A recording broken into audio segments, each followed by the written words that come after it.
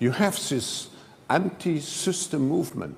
What we are seeing is a revolution against the system. So fixing the present system is not enough. Now, there is, of course, an anti-system, which is called Libertarianism, which means to tear down everything which creates some kind of influence of government into private lives. It's dismantling the system. It's dismantling the system. There you have it, ladies and gentlemen, straight from the horse's mouth. Klaus Schwab, leader, thought leader, political leader of the Party of Davos there in Davos, Switzerland, the World Economic Forum. If you're unfamiliar, but most of you probably are. Welcome back to another episode of Please Call Me Crazy, brought to you by Free People Radio, powered by our favorite sponsor, TireGet.com. That's TireGet.com. You have to buy tires from somebody. You might as well buy them from us. Help fund the movement, help support the movement. We believe in the freedom of movement, and that's exactly what the establishment wants to take from you now. I am your host, Royce White, here in the belly of the beast, Minneapolis, Minnesota, for episode 151. We have now crossed over episode 150, fast approaching 1 million downloads. I'm very happy about that. To be honest, I'm going to be honest here. I just recorded this entire podcast. Usually we record these and they premiere live at 9 p.m. And I recorded an entire podcast, and the audio didn't record for some reason. We got some ghosts or some gnomes in the machine here, but we're going to get right back into what we were going to do this episode anyway, and I got to do it fast. So I'm going to try and get to the end, my monologue at the end, if you will, about the just the overall general idea that I'm trying to convey in this podcast. But this is a news show for the most part. I've been promising you a news show with some video clips and reels. We are going to start to do more short form content where I just take a clip and do commentary on that clip or a given thing out there in the world, the vast world of the internet. So this is our news show today. And I got a bunch of clips queued up for you. And I don't really believe in what's current. I believe in what's relevant. I believe in what's necessary, the signal from the noise. I don't care if it was yesterday. I don't care if it was 2 weeks ago. I don't care if it was a year ago or 10 years ago, 50 years ago. Our news shows, when we bring clips on, we're going to show you the clips that are relevant. Nothing better to start off with today than Klaus Schwab saying that libertarianism is the anti-system. It's funny that he didn't even say MAGA, or he doesn't even say Republicans or conservatives, or he just goes straight to libertarianism. I thought that was so interesting. But anyway, we're moving right along today. Next up is Nikki Haley, and I wanted to share this clip of Nikki Haley, and this was I just found this clip, but this was days after the attack on Israel by Hamas. And this is Nikki Haley being asked out on the campaign trail about Iran. And she had what some may call a bit of a Freudian slip about her plans in Iran if elected as the future president of the United States. Take a listen.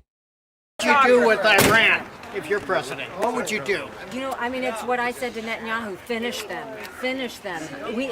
This is enough. They're only going to try and kill us and kill Israelis. We've got to put an end to this. One more time. What would you do with Iran if you're president? What would you do? It's what I said to Netanyahu: finish them. This is enough. They're only going to try and kill us and kill Israelis. We've got to put an end to this. I mean, these people are so brazen. These neocons, these establishment Republican rhino puppets are so brazen. They're so unabashed about their corruption and their dishonesty. And then they'll try and come back and cover it up later or retract it or walk it back. But on the front end, their first instinct is to be brazen than a motherfucker. And this guy's asking her about Iran. She's so caught up in Puppetville that she repeats the catchphrase twice. Finished them. I mean, she just can't even help herself. And she's so wound up by her donors and her puppet masters that she can't even remember to make it seem authentic, which is why she doesn't seem authentic. She is by far the most bought and paid for candidate in the field. And the next person who seems strikingly inauthentic, is Ron DeSantis. He kind of has the same, mannerism about him. And Chris Christie's not even a bought and paid for. He is the anti-MAGA candidate. He's just out there to, throw shit at the wall and see what sticks. He's basically a caricature of Republican politics right now. But yeah, Nikki Haley, at first, and then she walked this comment back. She goes, well, I meant Hamas. But I don't believe her. I think she meant Iran. I think, and like I said before, no matter where you fall on this Hamas-Israel issue, and I'm not creating a false equivalency between the two. Like I've said before on the podcast, if you yell death to America, you mean death to me, you mean death to my family, you mean death to my community. We have a problem. And there's no amount of mistakes in the past, whether I agree or disagree, that were done on behalf of America, by Americans, by America's leaders, by America's politicians, or whoever else. There's no mistake that I will let justify your persecution, prosecution, or execution of Americans in the present. That's not an appropriate response when it comes to repentance or justice or reconciliation. It's the same argument they make why we should throw out the Constitution and give up our rights because our founding fathers were white and they had slaves. Well, I'm sorry, American citizenship is just too good of an idea for me to give up for somebody's past mistakes, especially if I have to give it up and come under the subject of your tyranny. If I have to become a serf under liberal Democrat world order, sorry, not doing it. Okay. It's the same thing here. Do I agree with the way that the deal went down in the inception of Israel? Do I agree with Zionism? Do I agree with all of Israel's actions? No, I don't. No, I absolutely don't. And it's America first. End of story. End of story. I don't have to be, I don't have to support Zionists. I don't have to support Hamas. I don't have to support anybody. Right now, it's America first. And that's the end of the story. America first. Now, again, because of our recent past, because of the inception of Israel and the way that the geopolitical situation unfolded, we have very, very deep ties with Israel. And because of that, a lot of the enemies of Israel scream death to America the same way they do death to Israel. Well, now you're looking for a fight, and you're going to get one. And that's just the reality. I mean, the fight is on. Whether you guys understand it out there or not, that fight is on. And Nikki Haley is getting her wish. The question is, what will American citizens take out of this situation and understanding what we need to vote for come this 2024 election cycle? Our platform is simple for America first. I said it the other day on War Room. Borders, debt, forever wars. Those are our three issues. Their three issues are social equity, democracy, and the environment, climate change. Our three issues are the border, the debt, and forever wars. We don't want an open border. We don't want copious amounts of debt. And we don't want to be engaged in forever wars. And I don't think that we need to be in a forever war with Iran. We're certainly falling into one. And now Iran, the whole liberal establishment is lined up Hamas, Hezbollah, and the Houthis as the three resistance supercells of the Iranian threat. And we're going to war right now. Drones, bombs, missiles, the whole thing, back and forth, it's on. I mean, it's on in a way that people don't really understand right now. I mean, we got nuclear submarines out there in the Atlantic Ocean right now making their rounds. Okay, it's on, and it's going to continue to escalate, and you know that's a problem. And we need to really take a serious step back and think about how we're moving forward on the military front. But Nikki Haley isn't even shy. She didn't even say Hamas. She just went straight to Iran. We're going to finish Iran. What does it mean to finish Iran? 90 million person country. I don't even think she knows what it means. I don't even know if she thinks, if she knows what that would look like. She knows what it means for her donors in the military industrial complex that she's shilling and puppeting for. She has no clue what it would look like as a strategic matter for the American military or for the American people, American citizens, or for the people there in the region, for the Iranians, for any, she doesn't know what it would look like. She's just running her fucking mouth. And that's become a problem in this country. Is people getting up in front of microphones just running their fucking mouth. Nikki Haley is the worst. I'm telling you. I just can't stand her. And again, the main point here with this whole Israel and Hamas thing is we don't have to agree with anything or everything or anything Israel does.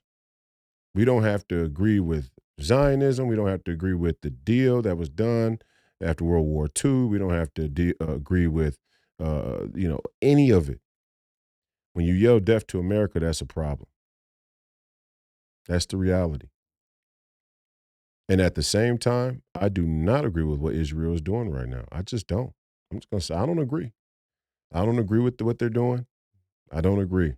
If you want to fight, if you're going to fight a war, based on your beliefs and your values, you fight that war, you be ready to die for that war. The moment you forego the sacred honor of fighting in a way that's noble to achieve a desired outcome, you run the risk of scarring your own spirit, scarring your own soul.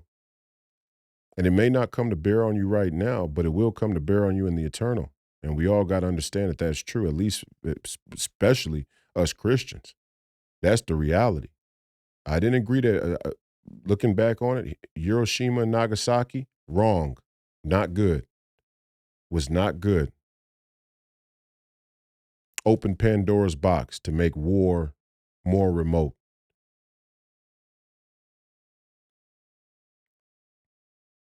Not good. And when we surrender over to the technological advancements of war to make it more remote so that we don't have to feel that sort of visceral spiritual connection to the chaos and the carnage, we're setting ourselves up for Satan. Food for thought. Next video. This one was particularly wild, in my opinion. An MSNBC reporter cries when talking to a DC cop about January 6th, looking back on January 6th. This is exactly why we continue to talk about race on the podcast, because people like this have been bought and paid for to present themselves and their black skin as a voice for black people, and even more so, equality and justice, racial equality and justice for all American citizens, when in actuality, they are sellouts. And I'll explain why in a moment. But first, listen to this. I'm going to try to get through this. Thank you for what you did 3 years ago today. Please tell me your thoughts on this third anniversary. One more time. I'm going to try to get through this. Are you going to cry, buddy? Thank you for what you did 3 years ago today. Please tell me your thoughts on this third anniversary. I mean, where did they find these guys? Where is there like a theater arts or performing arts enrichment course or elective courses that they teach at these mealy-mouthed collegiate universities, these elitist academic institutions? Is there like some minor in theater and drama that these guys and people are taking? I mean, who is this fucking guy? And why does anybody take him serious? How do people take him serious enough to justify putting him on primetime television, on a primetime network? I mean, this is a real indictment of the American people. It really is. And what's crazy about it is, you know, the threat of optimism that I find in the whole deal is that where I'm from, people don't listen to guys like this, honestly. So I can tell you he don't represent the black community because, I mean, whether we were in grade school or even now today in the barbershop or at the family cookout or whatever, guys like this ain't standing up giving speeches or lectures or even, you know, small casual talk about their worldview on anything because we don't take them serious because the tone of their voice and the tone of your voice means something. The tone of your voice actually matters when you're talking to other human beings. Of course it does. Of course, the tonal quality of your voice has an impact, influences the way that people interact with what you're saying. And we don't take this guy serious, but they've shoved him down your throat. Pause. No homo. They've shoved this guy on you, you know, ad nauseum. And people like him. And it's not just him. It's the same on the Fox. I mean, the Fox News network has 2 or 3 mealy-mouthed guys just like this. Effeminate, black men. I'm starting to think it's just a humiliation ritual. I'm starting to think this is white neoliberals and neocons getting off on forcing black men to present themselves as feminine in the public. I don't care if they're homosexual or not. I know plenty of gay guys who don't talk like that. Honestly, I grew up here in Minnesota. I don't have a problem with the LGBTQ community in principle.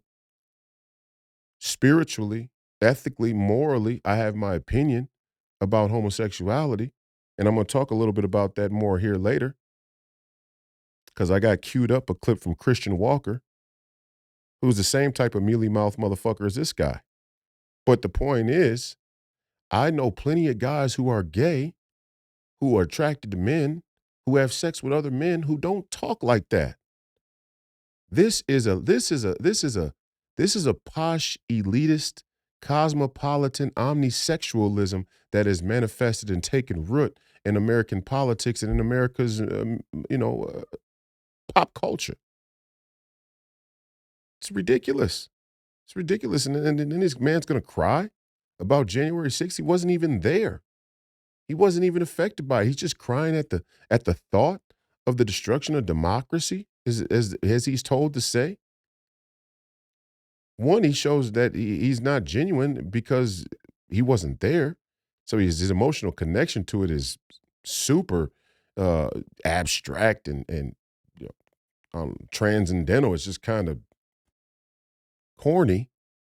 For lack of a better term, it's corny than a motherfucker. But even furthermore, the whole narrative around January 6th that democracy was actually in jeopardy is a lie in and of itself. It shows that people do not know how the government works, how the branches of government actually work. They actually believe that even in the craziest scenario, taking hostages that day would have given January 6th protesters access to the nuclear codes? I mean, what kind of world are people living in that they think that America was going to come to a screeching halt because some of our we have an inflated sense of importance in our politicians and our elected officials, partly because we've created a reality TV culture in American politics that reflects our own aggrandizement of ourselves. And I'm going to get to that later. But before that, I want to show you another clip from this interaction between these two that basically spells out how an incident like January 6th is going to be used to justify globalism and the police state at the same time. Take a listen. And they went there to protest a rigged election. Officer Note, how damaging is it for Trump to label those violent rioters who were criminally charged and convicted as hostages? The man who attacked you with that stun gun was sentenced to more than 12 years in prison. Correct. Yeah, I mean, you got to think about those individuals that received those lengthy sentences. They did so because, A, they engaged in an insurrection, but their actions that day were violent, and that violence, was directed towards law enforcement officers. And so, I think it's clear that they deserve the sentences that they received.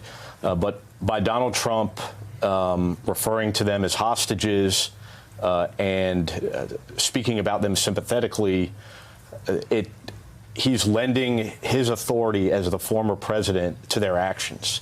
And he's telling Americans, his supporters, that I'm going to continue to support you and I'll do everything I can. And if I become president, I'll even pardon you if you can commit acts of violence on my behalf.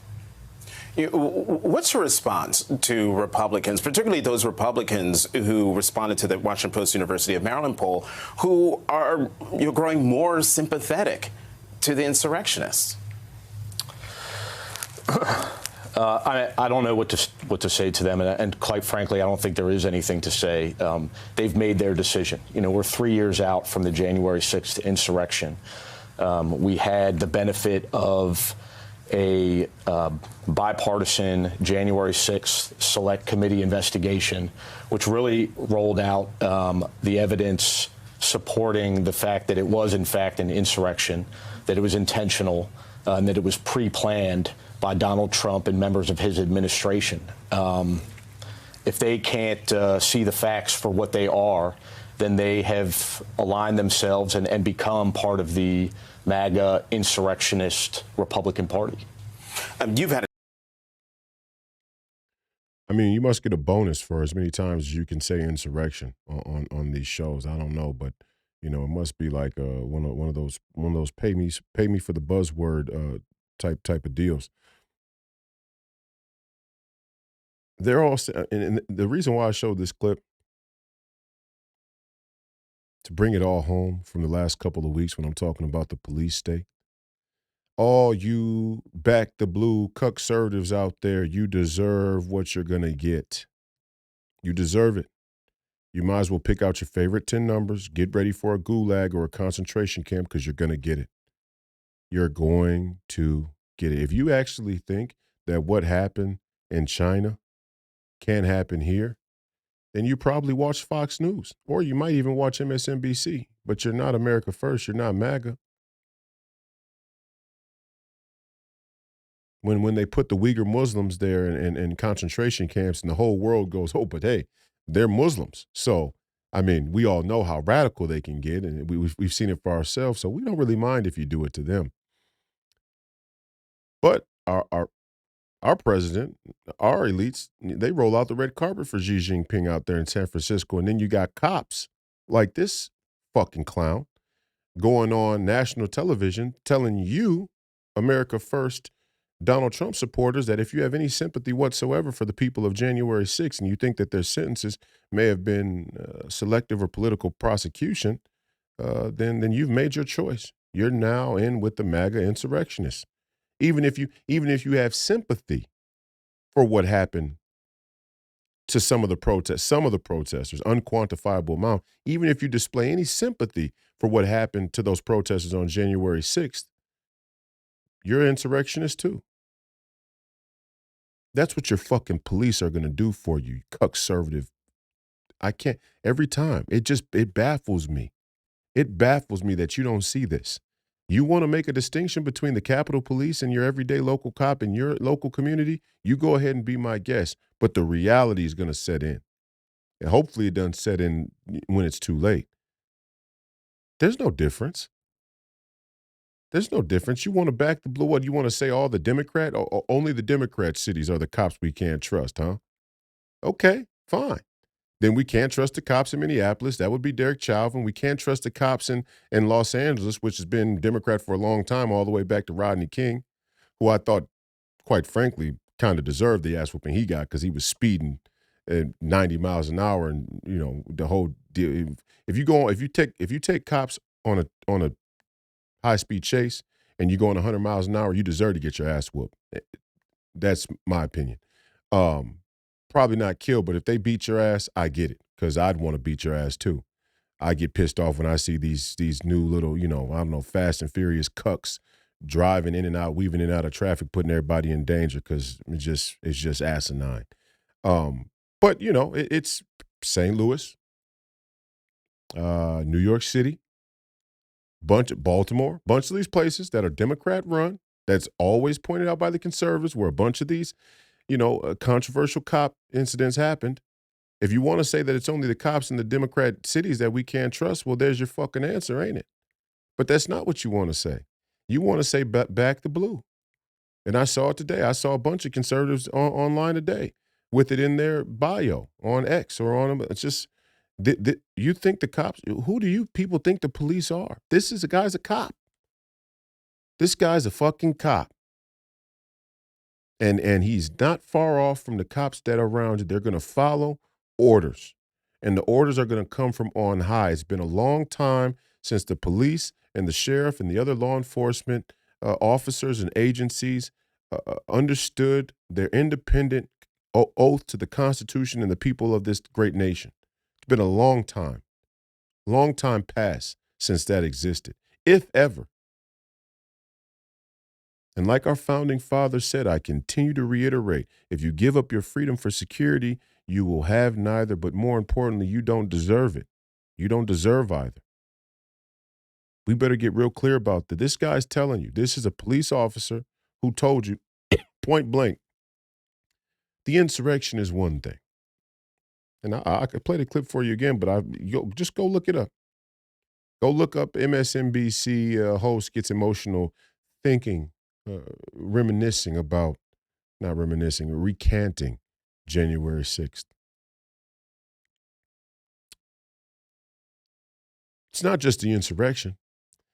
The cop says the real reason why those MAGA protesters that got large sentences deserve those sentences is because they engaged in violence against law enforcement officers.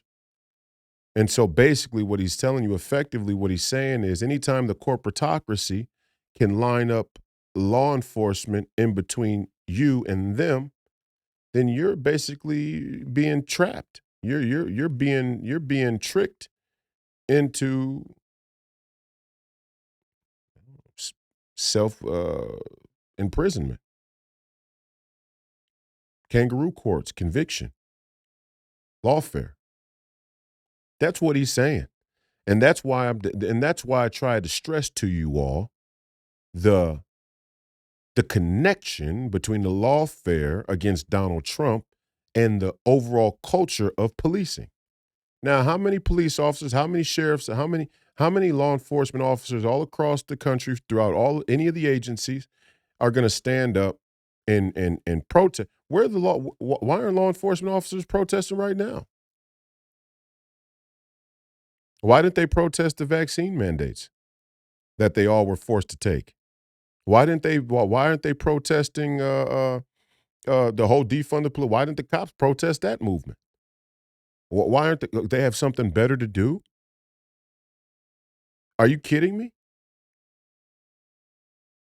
I mean, at what point do our law enforcement officers and our military men and women step up and show their desire to protect what this nation really is, especially if they're going to garner the unrelenting support of people that call themselves patriots, American patriots? Where is their patriotism? Where is this man's patriotism? I know he thinks this is patriotic. I mean, that's why they got the mealy mouth collegiate black guy, asshole to come up there and pretend that he's crying because they're putting on a theater like this is patriotic. It's not. It's not. Anybody who even thinks that, again, if you don't even know how the government works. If you actually think that our republic was in danger of being taken over by protesters, it's so soft.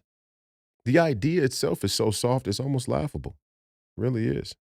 Here's another clip. Here's what happens when your police run amok and your citizens aren't protected by the uniqueness of the American Constitution and a tool like the Second Amendment. This is actually what happens to you. Here we go. Got other specialist teams involved, like our COVID online team. We do investigate and monitor people who demonstrate and we know show concerning behaviour. If there's anybody out there that knows of someone that might be showing concerning behaviour around, conspiracy theories, anti-government, anti-police, conspiracy theories around COVID-19 vaccination, as what we're seeing with the Train family, we'd want to know that. We want to know about that. and you can either contact police directly or go through Crime Stoppers. Yeah, We are certainly not we wanna know classing it as that. a domestic We terror wanna know event. that. At this point, there's nothing really to indicate that. What we can see is sentiment displayed by the three individuals, the three trained family members, that appears anti-government, anti-police, conspiracy theorist type things. In all of the social media postings, we'll be looking at who are the other people posting material, who are the people that own those sites, where are they located, and then we'll go inspect them. Yeah, I mean, there you go. That's the Australian police right there. They're telling you, anti-government, anti-police go together. I don't know how many of you fucking conservatives need to hear it any different than that. If you think what happened in Australia or what's happening in China, happening in China can't happen in America, then you're living in fairy tale land. You probably watch Fox News. You probably listen to Mark Levin. You're not a part of the War Room Posse, and you may have even stumbled into the War Room Posse. You may have even stumbled in, fell into some more real pipe hitting America first conversation. But again, if you actually think what happened in Australia and China can't happen here in America, you're living in a delusion. You're not living in reality, and we live in reality in this movement. At least if I have something to say about it. Switching gears a little bit. Speaking of COVID-19, if I can speak about COVID-19, we have the great Bill Gates, who is a progenitor of incredible vaccine science that we all should trust, and we all should trust. We should trust these vaccine super scientists like Bill Gates. But here he's not even talking about vaccines. He's talking about climate change. Remember, I said their three issues are democracy, social equity, and the environment, climate change. And here's Bill Gates being called to the mat about the hypocrisy of his position as messenger for the great Mother Earth Gaia movement. Here we go. Are you the right messenger on this? Because you fly private planes a lot and you're creating a lot of greenhouse gases yourself. Yeah, I probably have one of the highest greenhouse gas footprints of anyone on the planet. You know, my kind of personal flying alone is gigantic. It's kind of ironic. Coop can't even help himself. Coop goes, it's kind of ironic. It's not ironic. It's unironic.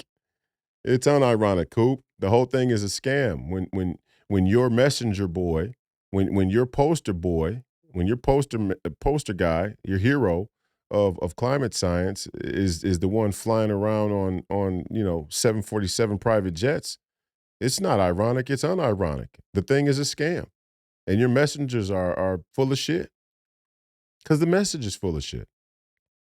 It's part of the same line of thinking that because we are doing something that is a mistake or is harmful, whether it's to the environment or whether it's to black people or whether it's to the cows or the sea turtles or the wild puppies or boars or whoever it is, that we should accept persecution, prosecution, and in some cases execution from other people who point it out, who stand on high and virtue signal against us, like Bill Gates. Like we're supposed to eat crickets and bugs and fart less because you want to save the planet. Fuck you. You don't want to save the planet. You're putting more carbon emission into the air on a yearly basis than hundreds and thousands of people combined, not just single individuals. And even more importantly, let's talk about this. If on a moral and ethical basis, we're not going to listen to Bill Gates as a messenger, something that discredits him, it ain't got nothing to do with his carbon footprint. It's got to do with him palling around with Jeffrey Epstein. And I'm not saying that everybody who ever came into contact with Jeffrey Epstein is guilty of pedophilia or sexual deviancy. But what I am saying is when you look at the overall anti-human edifice of Bill Gates's life work with computers and robotics and globalism and medicine and whatever else, it starts to paint a pretty clear picture about what a person like him would be doing with a Jeffrey Epstein. It screams pedophilia. And if that's not enough, I mean, just look at the picture of the guy. I'm an ad hominem guy. You know, just like I'm criticizing the guy's voice from MSNBC, I'm going to go ahead and criticize this man's look. This man looks like a pedophile. He fits a description. He looks like a creep. Now, there are people who are pedophiles who don't look like this, of course. Absolutely. There are people who are pedophiles who don't look creepy at all. But if I had to pick a guy out of a lineup, if you just showed me this picture and I didn't know he had a $100 billion fortune from a computer software empire, I'd say you got to watch him around your kids. I'm just saying. Okay, moving on. I want to get through some of these. Oh, the next one really hurts my heart because you all know I love music. I love music and I love movies. And there are going to be a lot of movie scene clips and music in my radio show premiering next Monday on the John Fredericks Radio Network. And that show will be premiering at 8 p.m. Eastern. So that's going to be 9 p.m. Central. We may move the starting time of Please Call Me Crazy so that people can watch the podcast and listen to the radio show after, if that's what they want to do. But anyway, that's coming. The Royce White Show is coming to the John Fredericks Radio Network next Monday, January 15th. And there's going to be a lot of music and movies and other great things in the show. I'm excited about it. I hope you are. I hope you'll tune in and listen if you're in the areas where the John Fredericks Radio Network is available. I may move to Jason Whitlock's hour. I may move to the 6 o'clock slot. Because hey, maybe there needs to be a little competition in that block. My point in bringing that up is I love music and I love movies, and it really pains me that many of our great talent and stars in America, but all around the world, have gotten swept up into this globalist initiative and narrative. It pains me, and again, we can never discredit what people have done and accomplished based on their flaws. That's the thinking that they use to discredit the American Constitution and our constitutional rights. We don't need to discredit when people make a brilliant piece of music or a brilliant film. We need to discredit them when it comes to the politics or morals or ethics, when they show themselves to be politically corrupt, immoral, or unethical. And I use LeBron James as an example. The other day I saw a clip of LeBron James at 40 years old, having just turned 40 years old, take a ball, get a rebound, take the basketball the full length of the court, and take off a foot in front of the free throw line for somebody his size, about a foot in front of the free throw line, and jam the basketball, dunk the basketball. Absolutely incredible for a man 40 years old. It's like a medical miracle. It needs to be studied by scientists. It's an anomaly. It's just, from an athletic standpoint, it's almost surreal. It really is. And I should be able to say that and give that credit where it's due from an athletic standpoint, in the interest of bearing the truth and speaking the truth about LeBron James in a basketball context, and say what he's doing is incredible. He's actually playing some of the best basketball I've seen him play in his entire career. And at the same time, say any time that he's not playing basketball and he's talking about politics or culture, he's full of shit. The two things can be true. Both things can be true, and both things should be said with the same amount of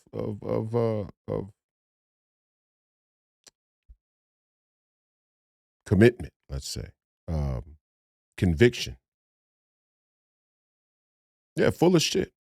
There's no amount of basketball. There's no amount of points, rebounds, assists, minutes, championships, MVPs. Olympic gold medals. No amount of accolades whatsoever are gonna force me to hold my tongue about a man who stands up on stage under the spotlight at the podium and shills for globalism, Democrats, and the CCP, totalitarian governments, especially when they persecute Muslims, especially when they put people in concentration camps. There's no amount of accolades that would make me hold my tongue for that. But I can still say that what he's doing basketball-wise is incredible. Both things are true. Speak the truth. Here's a clip of Barbra Streisand, who they've obviously, I don't know, maybe they compromised her, maybe they have something on her. I don't really know. I start to think that they have stuff on these people. But, you know, Barbra Streisand had an incredible movie career. She's had an incredible music career. Here's Barbra Streisand. I like Biden. I like Biden. I think he's done a good job. I think he's compassionate. He's smart. Oh, he's so smart. He supports the right things. How do you feel about the specter of a second Trump administration? I will move. Of course you will. I can't live in this country if he became president. But where would you go? Where would you go? If Probably you're not to England. Mm-hmm. I like England. Of course. Run back to the crown. You know, Joe Biden, he stands for the right things, you know, like the crime bill. And he's so smart, so intelligent. I mean, this is this elitist, posh, omnisexual, cosmopolitan, celebrity worldview. And first off, Barbra Streisand, incredible voice, incredible music career, good Hollywood acting career as well. Looks high as hell right there. Maybe she's just old. I don't know. Maybe she's not all there. I don't know. But anybody who would say that Joe Biden's done a good job is full of shit. We know Stephen Colbert's full of shit. And I just don't I don't know where do they keep finding these people? I mean, I know what the motive is. The motive is it's easy to come out on the stage and say the thing that people can, you know, readily get behind. And that's a way to keep me relevant or in the good graces of the establishment and the people who cut the checks. I get it. It's safe. But this is what happens when you, for all the Barbra Streisands out there who would probably identify themselves as feminists or at least women's rights advocates, here's what you get when you play that game. You play stupid games and you win stupid fucking prizes, Barbara. Any fight that is anti-trans is also misogynist. Any fight that is anti-trans people is also generally anti-woman. And I'll tell you why. There's a very simple through line. And if you've been a feminist your whole life, you probably get this already. I, as a trans person, certainly understand it. Most human beings have been conditioned in such a way that they cannot separate two concepts. Quote, there are only two genders, and quote, one gender is better than another. So the world is only filled with men and women, and men are better than women. That is all one like smushed up concept in people's minds. And any fight that is anti-trans is also a fight for big quote energy, traditional gender roles. Be very suspicious of anyone that tells you they are a feminist that is also anti-trans. They are lying. Play stupid games, win stupid prizes, Barbara. This is what happens when you allow your words to mean nothing. When you allow yourself to be co-opted for political purposes that are, in some cases, probably unbeknownst to you. This is what happens when you're not careful and thoughtful and intentional, as they would all say, with how your image is used in cultural conversations. You get a man telling you, first off, I want to say, I'm suspicious. I'm suspicious of men who wear blouses with the chest cut out with chest hair, who have artificial boobs and mascara. I'm suspicious of those motherfuckers. But these are the same people who have now successfully convinced an institution like the American Boxing Association to allow trans men to box with women professionally. I mean, I'm just going to take you to the next clip because I want to talk about all of this in conjunction with one another.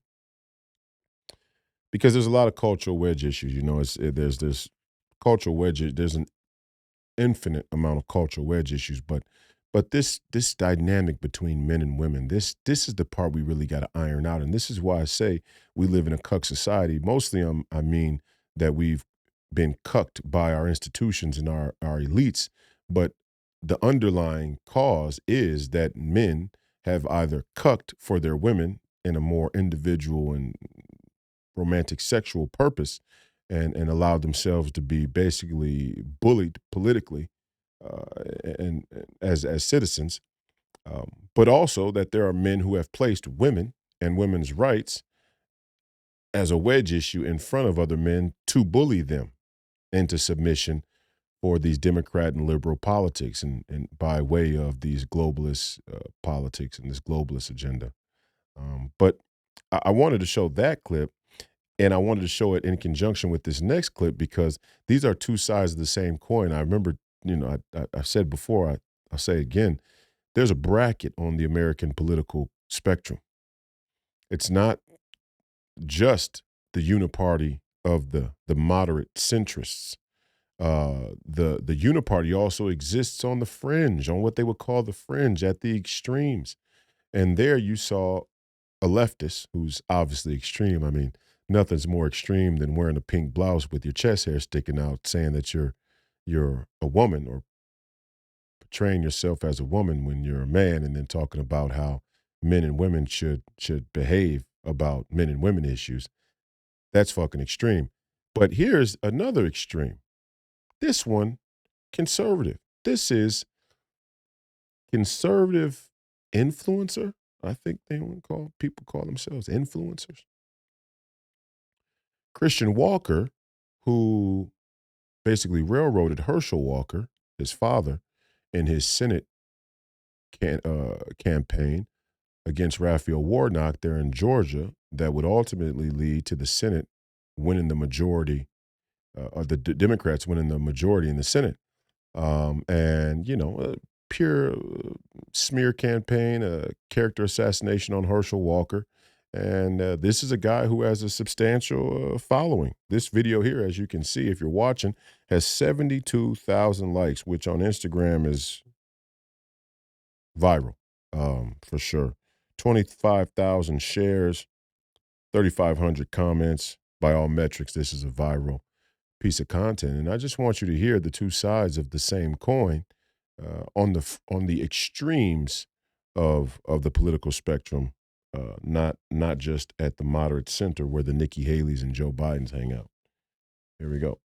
When men are like, well, what do I get in return for paying for dinner? Baby boy, you get to be in her presence. If you want things, go date a man. You need to be dating a man. The problem with a lot of straight guys is they don't like women. I'm not attracted to women, but I think I like women more than a lot of these guys. There have been wars fought over women. There's countries where a man can't even be in the same room with a woman who he isn't related to. That's how powerful and strong and desirable and valuable femininity and womanhood is. And men in the West are like, well, what am I getting in return for holding the door open for you? You get to be around her. You do things for her to convince her that you're a protector, a provider, you're safe, and she spends time with you, and in return, you get to be around her. You want a provider? Date men. I can give you a lot of advice on that if you need that. You shouldn't be dating women. If you want things in return, if simply being around her isn't enough for you, you're dating the wrong woman or the wrong gender. That's it. This is ridiculous. Is this ridiculous?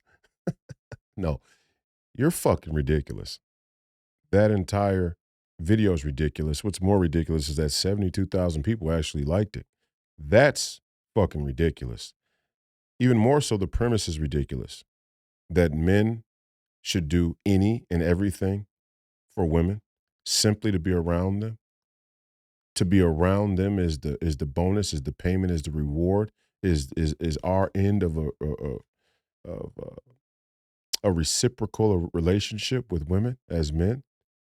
This is the cuck society that we've built. And I told you before, there are cucks who actually bend the knee to their women in their individual relationships or their own individual romantic and sexual pursuits.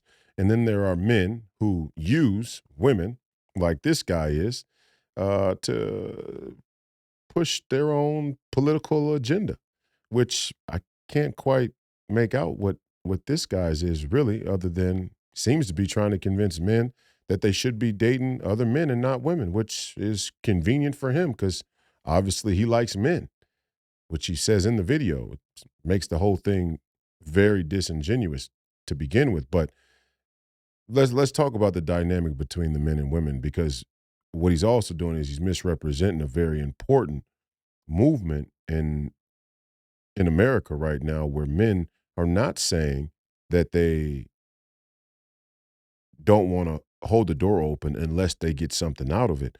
What they're saying is men are expected to uphold the traditional gender role of men in relation to women, and they're not getting traditional women out of it. Simple concept. Men have, we have accepted culturally that men will will move forward carrying the financial burden and responsibility of romantic and sexual pursuits, but in return, not get traditional women in those romantic and sexual pursuits. And that is the case. I mean, that's what's happened. And I saw a video the other day, I mentioned this. I saw a video of a woman saying, she was talking about living in LA and the cost of personal care, beauty care in LA. And I think she said something like nails that you have to do 2 times a month is $200 each. So it's about $400 a month. Your eyelashes, about $400 a month, 2 times a month. And your hair, every 2 weeks is about, I don't know, $2,000. So it ends up being $2,800 a month just for those 3 beauty costs. $3,000 a month. I mean, the delusion that women are living in is almost unbelievable. And it does bear heavily on the American political process. These two things are not disconnected from one another at all. In fact, it may be the root issue. It may, in fact, be the root issue. And because women have been the linchpin of Democrat politics and the Marxist agenda since time immemorial. That's always who they go to first, because the divide in the culture is so stark. The divide between women and men, the divide between the natural divide between men and women is so obvious. It's so easy to draw upon to create and stoke division.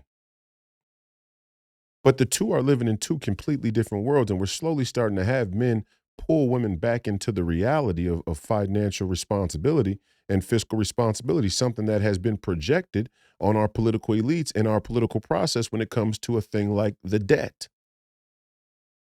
Our lack of fiscal responsibility is a projection from a delusional culture around money. A delusional culture around money that's been completely disanchored by this whole fiat currency, fiat currency, crony capitalist, corporatist, stock, bonds, and, all of this bullshit. We're living in a financial fairy tale. And that's at the high level. I mean, we could talk about the Federal Reserve, but let's go down to the people on the street. Let's go talk to the boots on the ground and talk about why they've accepted this Ponzi scheme. Well, they've accepted the Ponzi scheme because it seems to be working for them, because in some strange stretch of our imagination, your average family, your average nuclear family, your average family combined can't put $500 cash together in a crisis. Can't put together $500 cash in a crisis, but somehow affluent women are able to spend $2,800 a month on their hair, nails, and eyelashes. What the fuck are we talking? Somebody's lying. Something's not right here. The math ain't mathing. But most importantly, the thought process is ugly. It really is. Number one, women. No men really give a shit about your nails, your lashes, and your hair. I mean, that should be said from the outset. No, men, we don't care. And you say you're doing it for your man, and then you say you're doing it for yourself, but really you're doing it to compete with other women. And that part I get, whether consciously or subconsciously, women are competing with other women the same way men are competing with other men. But the real truth is the whole deal becomes a sort of inconvenience for us anyway. Not only from a financial standpoint, but from a practical standpoint. Oh, my hair is done. I don't want to get my hair wet. I don't want to get my hair. I don't want to mess my hair up. My nails just done. I don't want to make certain food. Or I don't want to have to clean the house because I just messed up my nails or my lashes. Whatever the deal is, it really just becomes a thing that men have to tiptoe around. When if you had your natural nails, your natural lashes, and your natural hair, nobody would care. I mean, if you really think, imagine you live in a world where women say they don't want to be physically and sexually objectified, and yet they place this huge financial expectation on men or on themselves even to keep up their image, the way they look. But then they tell men, I don't want you to only look at me for the way I look. Well, when I have to spend $3,000 a fucking month on it, that is what I'm going to be doing. That I'm going to be looking. I'm going to be doing a lot of looking. If I got to spend $3,000 a month on just your nails, lashes, and hair, I damn well better be able to look. And the looking part better be important because it's costly. I mean, the idea that's basically saying that the money doesn't matter. And that's a culture that we've gone bonkers with in this country. Don't objectify me.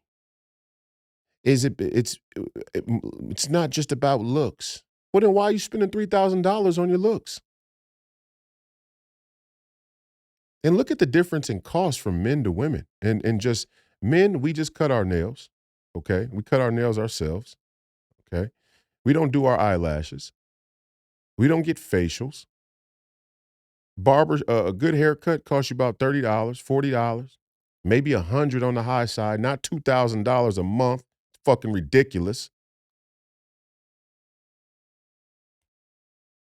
Toes, we cut our toenails. We don't get pedicures, manicures. Some of us don't. Some of us do. But even that, even without all of the glitter and the fucking paint and all this, just to get your nails done, actually filed down and done the right way professionally, ain't that expensive. So for men collectively to pay to keep women's looks at the forefront or a priority, and then to turn around and tell us that the looks don't matter, what kind of fucking racket is that? Hypocrisy. It's irrational. It's illogical. It's incoherent. It doesn't make sense. And then we look around at the world and go, well, why does the shit we do in the world not make sense? Well, half of us ain't even operating with any rationale. We're not even operating in reality. We're in fantasy land. And then there's a good portion of guys who will do it to make matter, to add insult to injury. And then there's a good portion of guys who don't even have a stake in the fucking game, like this Finocchio, and he's telling us that we should do it or that we should go date men. Men should spend $3,000 a month on a woman's lashes, hair, and nails, or just give up and go date men, or be alone. No, what these men are doing is they're going to other countries who have a different culture, a different cultural, a different cultural view about a thing like money, because they come from a country where they have far less than we do. And they're going to get women there who will actually accept the traditional role of women just for a man who will protect them and who will provide for them with little to no fuss. Because to her, she understands the actual value of being in America and living under a man who can provide those basic necessities. She doesn't give a shit about her nails, her hair, and her lashes. That's not even that's a luxury so far down the road when these guys are going, these passport bros who, again, I'm not saying that that's the final answer and end all be all. But I am saying I understand where they're coming from. They're going to find women who think differently about the dynamic between men and women, and even more importantly, the financial dynamic. So no Christian Walker, 3 snaps in a Z.